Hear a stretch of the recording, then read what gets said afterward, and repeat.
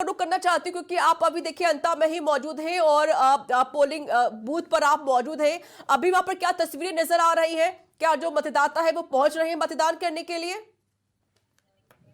जी बिल्कुल, मैं बता दूं, सुबह से 7 बजे से ही मतदाताओं की आवाजाही मतदान केंद्रों पर शुरू हो गई थी और मैं इस समय 215 नंबर बूथ पे हूं अंता में। और यहां पर मतदाताओं की आप साफ तौर पर देख सकते हो, आवाजाही देखी जा रही है और सुरक्षा को लेकर पुख्ता इंतजाम यहां पर पुलिस प्रशासन द्वारा किए गए हैं। और हमारे साथ प्रत्याशी जो निर्दलीय हैं, नरेश मीणा, हमारे साथ मौजूद हैं, इनसे ही बात करते हैं। जी। सर, आज मतदान है तो मतदान को लेकर आप क्या कहना चाहेंगे? सबसे पहले तो मैं अंता की जनता, मांगरोल की जनता से निवेदन कर रहा हूं कि इस लोकतंत्र के पर्व में आप सब लोग बढ़ चढ़कर हिस्सा लें और ज्यादा से ज्यादा मतदान करें। मैं अभी 212 नंबर बूथ पर कोई शिकायत आई थी लाइट की, आया था, लेकिन अब ठीक कर दी गई है। मैं अंता की जनता से निवेदन करूंगा, आग्रह करूंगा, उनके चरणों में ढोक देते हुए कि मेरा 20 महीने में तीसरा चुनाव है और मैं बदलाव के लिए, परिवर्तन के लिए मुद्दों पर चुनाव लड़ रहा हूं। भ्रष्टाचार के खिलाफ मेरी ये लड़ाई है और अंता की जनता से निवेदन करूंगा कि आप इस भ्रष्टाचार के खिलाफ में लड़ रहा हूं, उसमें साथ दें, विधानसभा में दीजिए। क्या अंता विधानसभा क्षेत्र में उपचुनाव को लेकर केंद्रों पर प्रशासन द्वारा, पुलिस प्रशासन द्वारा पुख्ता इंतजाम किए गए हैं? सारी व्यवस्थाएं ठीक है? हाँ बिल्कुल, अभी तो जो मैं आया हूँ तो पुख्ता व्यवस्था है। आप मतदाताओं को क्या संदेश देना चाहोगे, किस तरीके से मतदान करें? मेरा मतदाताओं से यही कि भाई ये लोकतंत्र का पर्व है, बचे हुए 2.5 साल में अंता का विकास हो, अंता की समस्याओं को दूर किया जाए, किसानों के हितों की रक्षा हो, विधानसभा में आवाज उठाए वो व्यक्ति को आप विधानसभा भेजें। अब आपको तय करना है कि कौन व्यक्ति आपकी दमदारी से जनता की आवाज को विधानसभा में उठा सकता है।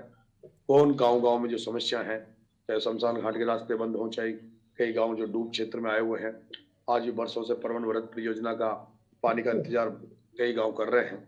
ऐसे में तमाम समस्याओं को अगर मुझे मौका मिलता है तो मैं उठाऊंगा और दूर करने का प्रयास करूंगा। अभी अंता विधानसभा क्षेत्र में करीब 15 प्रत्याशी मैदान में हैं, तो सब अपने अपने तरीके से मतदान को लेकर लोगों से अपील करते नजर आ रहे हैं। तो आप किन मुद्दों को लेकर मैदान में हैं? क्या देखिए, मेरा सबसे बड़ा मुद्दा तो है भ्रष्टाचार। यहाँ भ्रष्टाचार बहुत बड़ी उसमें व्यापक है सरकारी दफ्तरों में, और उसको संरक्षण है राजनीति का।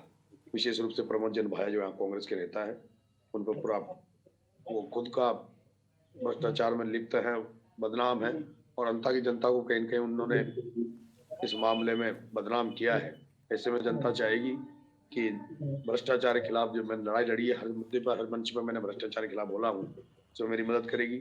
इसके अलावा किसानों को फसल बीमा का पैसा, खाद की किल्लत जो आती है हर साल, उसको दुरुस्त करना, डूब क्षेत्र में आए हुए गांवों को बराबर का मुआवजा दिलवाना, परवन व्रत परियोजना का पानी खेतों तक पहुंचाना, उसकी स्पीड बढ़ाना, अंता से मांगरोल से 12 की जो सड़क टूटी पड़ी उसको सही कराना, अंता में जो बस स्टैंड वर्षों से नहीं है उसको बस स्टैंड को बनवाने के लिए आवाज उठाना, आंगनबाड़ी की जो महिलाएं उनका मानदेय वेतन बढ़वाना, जो ओल्ड पेंशन कर्मचारियों की उसी को लागू करवाने के लिए आवाज उठाना।